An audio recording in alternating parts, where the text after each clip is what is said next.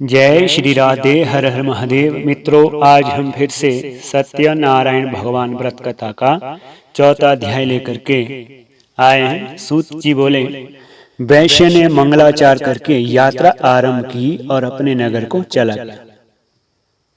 उनके थोड़ी दूर निकलने पर दंडी वेशधारी श्री सत्यनारायण भगवान ने उनसे पूछा, हे साधु, तेरी नाभ में क्या है? अभिमानी बणिक हंसता हुआ बोला, हे दंडी, आप क्यों पूछते हो? क्या धन लेने की इच्छा हो रही है? मेरी नाव में तो बेल और पत्ते भरे हैं।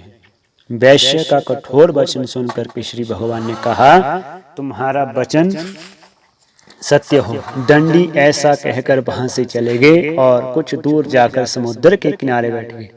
दंडी के जाने पर वैश्य ने नित्य क्रिया के बाद नाव को ऊंची उठी देकर अचंभा किया और नाव में बेल पत्ते आदि देकर मूर्छित हो जमीन पर गिर पड़ा। फिर मूर्छा खुलने पर अत्यंत शोक प्रकट करने लगा। तब उसका दामाद बोला कि आप शोक न करें, यह दंडी महाराज का श्राप है, अतः उनकी शरण में चलना चाहिए, तभी हमारी मनोकामना पूर्ण होगी। दामाद के वचन सुनकर दंडी महाराज के पास पहुंचा और अत्यंत भक्ति भाव से नमस्कार करके बोला, मैंने जो आपसे असत्य वचन कहे थे उनको क्षमा करे। ऐसा कहकर के महान शोकावतर हो रोने लगा। तब दंडी भगवान बोले, हे वणिक पुत्र, मेरी आज्ञा से बार बार तुम्हें दुख प्राप्त हो रहा है, तू मेरी पूजा से विमुख हुआ है। साधु बोला, हे भगवान, आपकी माया से मोहित ब्रह्मा आदि भी आपके रूप को नहीं जान सकते, तब मैं अज्ञानी आपके रूप को कैसे जान सकता हूँ? आप प्रसन्न होइए,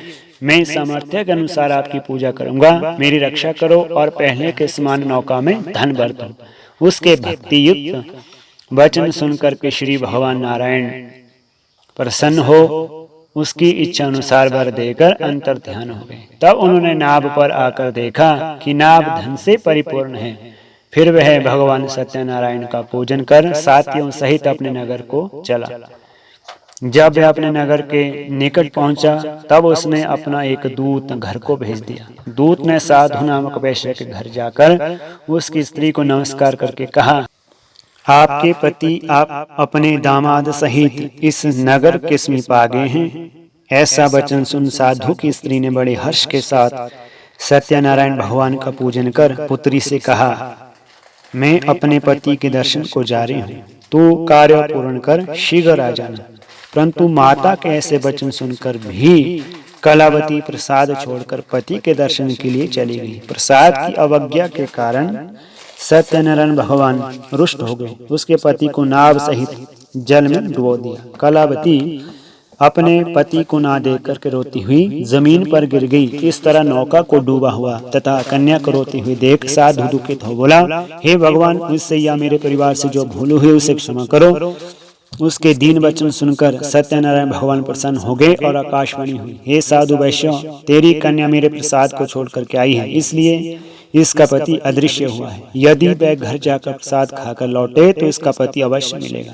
ऐसी आकाशवाणी सुनकर कलावती ने घर पहुंचकर प्रसाद खाया, फिर आकर पति के दर्शन किए। तत्पश्चात साधु ने बंधु बांधवों सहित श्री सत्यनारायण भगवान का विधि पूर्वक पूजन किया। उस दिन से वह हर पूर्णिमा को श्री सत्यनारायण भगवान का पूजन करने लगा। फिर इस लोक का सुख भोगकर अंत में स्वर्ग लोक को चला गया। इस तरह से सत्यनारायण भगवान व्रत कथा का चौथा अध्याय पूर्ण होता है। शीघ्र ही हम अंतिम अध्याय 5वां अध्याय अन्य वीडियो के माध्यम से लेकर के आएंगे। जय श्री राधे, हर हर महादेव।